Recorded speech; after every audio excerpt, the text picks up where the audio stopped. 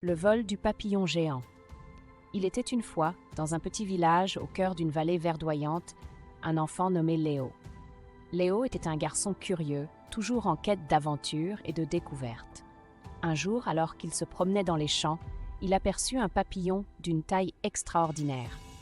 Ses ailes chatoyantes semblaient scintiller sous les rayons du soleil.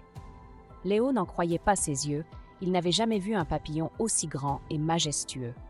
Intrigué, Léo s'approcha doucement du papillon. À sa grande surprise, le papillon se posa délicatement sur son épaule. Léo pouvait sentir la légèreté de ses ailes et entendre le doux battement de celles-ci.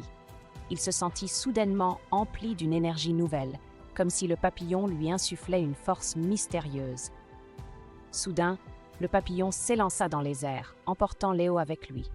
Ils s'élevèrent au-dessus des arbres, survolant la vallée et ses rivières scintillantes. Léo était à la fois effrayé et émerveillé par cette expérience inattendue. Le papillon géant l'emmena dans un voyage aérien au-delà de son imagination. Alors qu'il volait au-dessus des montagnes enneigées, Léo aperçut un château perché au sommet d'une falaise.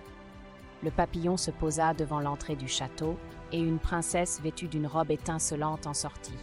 « Bienvenue, Léo, au royaume des neiges éternelles », dit-elle d'une voix douce. Léo était émerveillé par la beauté du château et la gentillesse de la princesse. Ils reprirent leur envol et traversèrent des forêts luxuriantes où des fées dansaient parmi les fleurs. Léo riait de bon cœur en voyant les facéties des petites créatures magiques. Le papillon l'emmena ensuite vers un désert doré où des caravanes de chameaux se déplaçaient lentement à travers les dunes. Léo était fasciné par la diversité des paysages et des cultures qu'il découvrait. Finalement, le papillon géant ramena Léo chez lui, dans son village. Léo descendit doucement de son dos, le cœur rempli de gratitude envers son compagnon de voyage. Le papillon s'envola dans le ciel, laissant derrière lui une traînée de lumière étincelante. De retour parmi les siens, Léo raconta son incroyable aventure à tous les habitants du village.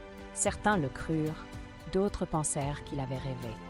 Mais pour Léo, cette expérience resterait à jamais gravée dans sa mémoire.